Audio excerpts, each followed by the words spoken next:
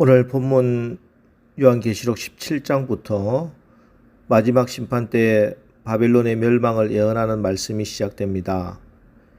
믿음의 백성들은 그 심판의 시간이 면류관을 상을 받는 시간이 될 것이지만 짐승의 표를 받은 사람들, 우상 숭배하고 배교한 자들은 하나님의 재판정에서 하나님의 엄중한 심판을 피할 길이 없을 것입니다. 오늘 요한 사도는 엄녀가 탄 짐승을 보게 되는데 짐승의 몸에는 하나님을 모독하는 이름들이 가득했고 7머리와 10뿔이 있었습니다. 3절 4절 말씀입니다. 곧 성령으로 나를 데리고 광야로 가니라. 내가 보니 여자가 붉은빛 짐승을 탔는데 그 짐승의 몸에 하나님을 모독하는 이름들이 가득하고 7머리와 10뿔이 있으며 그 여자는 자주빛과 붉은빛 옷을 입고 금과 보석과 진주로 꾸미고 손에 금잔을 가졌는데 가증한 물건과 그의 음행에 더러운 것들이 가득하더라. 여기서 짐승의 7머리와 10뿔은 모두 세상의 힘과 권세를 가진 왕들을 뜻합니다. 그런데 이 짐승은 사람들에게 자신을 섬기라고 위협했습니다. 그러자 많은 사람들이 그 위협에 그 힘에 눌려서 권세에 굴복하고 짐승을 섬겼습니다. 그런데 이 짐승을 탄 여자는 짐승과는 또 다른 방법으로 사람들을 미혹합니다. 이 엄녀는 자주빛과 붉은빛 옷을 입고 금과 보석과 진주로 치장했으며 손에 금잔을 가졌는데 가증한 물건과 음행에 더러운 것들이 가득했다, 이렇게 말씀하고 있습니다. 그리고 성도들의 피와 예수의 증인들의 피에 취해 있었습니다. 짐승이 힘과 권력으로 사람들을 지배했다면은 이 여자는 아름답고 향기로운 옷, 많은 보석과 술로 사람들을 미혹합니다. 눈에 보이는 화려한 매력적인 것으로 사람을 미혹하는 것입니다. 그런데 사실 이런 것들이 힘으로 핍박하는 것보다 훨씬 더 위험합니다. 그래서 마지막 때가 가까울수록 우리는 보이는 것에 조심해야 됩니다. 우락부락한 짐승의 세력보다 매혹적으로 보이는 엄녀의 유혹이 더 강함을 알아야 합니다. 항상 이 눈에 보이는 유혹에 빠지지 않도록 경계해야 하는 것입니다. 사실 아담과 하와가 선악과를 따먹고 죄에 빠지게 되는 통로가 무엇이었습니까? 여자가 그 나무를 본즉 하나님의 말씀보다 보이는 것을 의지하는 순간에 죄에 이미 넘어지는 것입니다. 우상 숭배는 창조주와 피조물을 바꾸는 것입니다. 눈에 보이는 것 때문에 눈에 보이지 않는 하나님의 말씀을 버리는 것이에요. 믿음의 자리보다 세상의 쾌락이 더 아름답게 보일 때, 이웃에 대한 섬김의 삶보다 세상의 출세한 자리가 더 미혹적으로 내 마음을 사로잡고 있을 때, 예수님이 나의 구주가 되신다는 사실보다 내 통장 잔액이 내 이름으로 된 아파트가 나를 더 위로하고 있을 때, 나는 이미 안목의 노예가 되어가고 있는 것입니다. 여러분, 늘 깨어서 조심해야 됩니다. 그래서 항상 예수님을 바라봐야 돼요. 히브리서 12장 2절, 믿음의 주여 또 온전하게 하시는 이인 예수를 바라보자.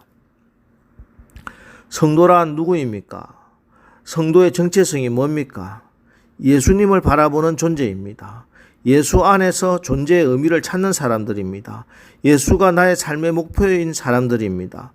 예수 이외에 다른 어떤 것들로부터 눈을 떼고 오직 예수 그리스도만 바라보고 오직 예수 그리스도만 따라서 믿음 생활을 승리하는 것이에요. 물론 세상이 가지고 있는 힘과 그 매력을 무시하지는 못합니다. 이 세상의 권세와 능력이 그들이 가지고 있어요. 12절, 내가 보던 10뿔은 열왕이니 아직 나라를 얻지 못하였으나 다만 짐승과 더불어 임금처럼 한동안 권세를 받으리라. 짐승과 더불어 임금처럼 권세가 있어요. 그런데 뭡니까? 한동안 권세를 받으리라. 아무리 세상이 아름답고 좋아 보여도 그래서 결국 세상은 지나갈 것입니다. 요한 1서 2장 15절 이 세상이나 세상에 있는 것들을 사랑하지 말라. 누구든지 세상을 사랑하면 아버지의 사랑이 그 안에 있지 아니하니. 그리고 이어지는 17절의 말씀 이 세상도 그 정욕도 지나가되 오직 하나님의 뜻을 행하는 자는 영원히 거하느니라. 예.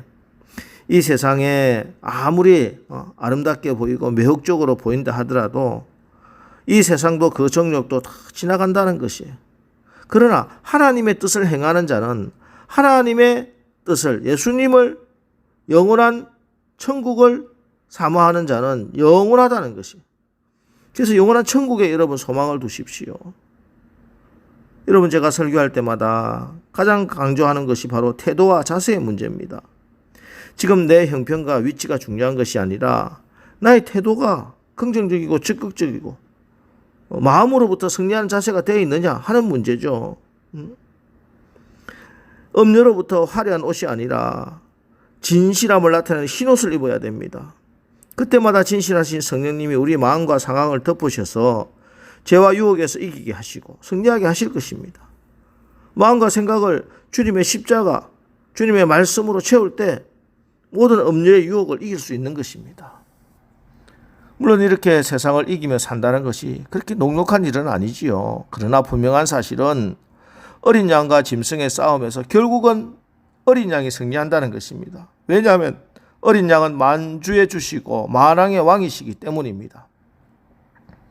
14절 그들이 어린 양과 더불어 싸우려니와 어린 양은 만주의 주시요 만왕의 왕이시므로 그들을 이기실 터이요 또 그와 함께 있는 자들 곧 부르심을 받고 택하심을 받은 진실한 자들도 이기리로다. 예. 때문에 무엇보다 우리는 어떤 어려운 환경 속에서도 두려워하지 마십시오. 왜? 만주에 주시고 만왕의 왕이신 우리 어린 양 예수께서 이기신 것이고 또 주님과 함께하는 우리도 반드시 이기리로다. 두려워하지 마시기 바랍니다. 성경에서 말씀하는 말씀 중에 가장 많이 나오는 말씀이 무엇입니까? 두려워하지 말라 하는 말씀입니다. 두려움은 마귀가 주는 감정입니다. 하나님의 성령은 언제나 우리에게 담대함을 주십니다. 왜냐하면 어린 양 예수는 만주의 주시오 만왕의 왕이시오 사단 마귀를 이미 이기셨기 때문입니다. 이렇게 담대하게 믿음으로 승리한 대표적인 믿음의 사람 바로 다윗이지요. 다윗은 그 누구와도 비교할 수 없을 만큼 많은 어려움과 역경을 겪었습니다. 그럼에도 불구하고 그는 끝까지 정말 절망하지 않고 자신의 삶을 포기하지 않았습니다. 그리고 결국에는 승리하여 이스라엘 백성들이 가장 존경하는 왕이 되었고 그보다 또 더 중요한 것이 뭐냐면 하나님의 마음에 합한 그런 근사한 사람이 될 수 있었습니다. 그것은 하나님이 늘 나와 함께 하신다는 사실을 알고 또 하나님과 늘 함께하는 믿음 때문입니다. 시편 23편 6절에 다윗의 찬양을 보십시오. 내 평생의 선하심과 인자하심이 반드시 나를 따르리니. 목자의 삶을 살았던 다윗은 목자였던 자기가 양떼를 사랑하고 돌보며 함께 했던 것처럼 하나님께서도 늘 그의 평생에 함께 하신다는 사실을 믿고 그 하나님을 신뢰했고 그 하나님과 동행했습니다. 그러기에 소년 다윗은 골리앗 앞에서도 두려워하지 않고 담대히 선포합니다. 너는 칼과 창과 단창으로 내게 나오거니와 나는 만군의 여호와의 이름 곧 내가 모욕하는 이스라엘 군대의 하나님의 이름으로 내게 가노라. 그렇습니다. 지금 내 손에 뭐 칼이 들려 있느냐 창이 들려 있느냐 그런 게 중요한 게 아니에요. 지금 내가 누구와 함께 있느냐 하는 것이 가장 중요합니다. 하나님과 함께 하면 됩니다. 하나님이 책임져 주십니다. 200만 이스라엘 백성이 40년 광야 생활을 했습니다. 먹을 것도 잠잘 것도 마땅치 않고 입을 옷도 없었는데 신명기 8장 4절에 이 40년 동안에 내 의복이 헤어지지 아니하고 내 발이 부르트지 아니하였느니라. 어떻게 그럴 수 있었습니까? 출애굽기 13장 21절 22절 여호와께서 그들 앞에서 가시며 낮에는 구름 기둥으로 그들을 길을 인도하시고 밤에는 불 기둥을 그들에게 비추사 낮이나 밤이나 진행하게 하시니 낮에는 구름 기둥 밤에는 불 기둥이 백성 앞에서 떠나지 아니하니라. 그렇습니다. 오늘도 하나님의 말씀의 구름 기둥으로 우리를 인도해 주고 계십니다. 성령의 불기둥이 우리와 함께 하십니다. 때문에 여러분 염려하거나 두려워하지 마십시오. 대신에 모든 것을 다 하나님께 맡기고 기도하는 겁니다. 빌립보서 4장 6절 7절 아무것도 염려하지 말고 다만 모든 일에 기도와 간구로 너희 구할 것을 감사함으로 하나님께 아뢰라. 그리하면 모든 지각에 뛰어난 하나님의 평강이 그리스도 예수 안에서 너희 마음과 생각을 지키시리라. 여러분 우리가 승리하신 어린 양 예수 안에 있을 때, 말씀 안에 있을 때, 우리가 예수님을 바라볼 때 우리도 예수님처럼 넉넉히 승리할 것이고 마귀는 우리 곁을 떠나고 천사가 수종을 들게 될 것입니다. 자, 이제 오늘 하루도 여러분 예수님 안에서, 말씀 안에서, 성령 안에서 사단 마귀의 모든 공격과 시험은 이기고 승리하고 하나님께 영광 돌리는 여러분들 다 되시기를 주의 이름으로 축원합니다. 기도하겠습니다. 하나님, 마지막 때가 가까울수록 사단 마귀의 공격도 더욱더 교묘해지고 있습니다. 단순한 물리력이나 억압이나 핍박이 아니라 아름답고 향기로운 옷으로 많은 보석으로 화려하게 술처럼 달콤하게 그렇게 교묘하게 우리를 미혹하고 있습니다. 이럴 때일수록 오직 우리가 믿음의 주여 또 온전하게 하시는 예수님을 바라보게 하옵소서. 승리하게 하여 주시옵소서. 마귀에게 조롱받는 삶이 되지 않고 마귀를 이기고 천사의 수종을 받는 그런 승리의 삶을 살아갈 수 있도록 성령 안에 거하게 하옵소서. 우리가 어린 양이 하나님의 아들이며 온 세상의 구주시고 만국을 통치할 권세를 받으신 전능한 분이심을 알기 때문에 세상을 두려워하지 않고 주님을 따를 수 있습니다. 오늘 하루도 어린 양과 동행하여 말씀으로 성령으로 승리하게 하옵소서. 예수님의 이름으로 기도합니다. 아멘. 이제 오늘 하루도 우리가 예수 안에서, 말씀 안에서, 성령 안에서 사탄 마귀의 공격과 시험을 이기고 넉넉히 승리하는 삶을 살아가게 하옵소서. 오늘 말씀을 붙들고 우리 기도하고 나가겠습니다. 우리 기도하겠습니다.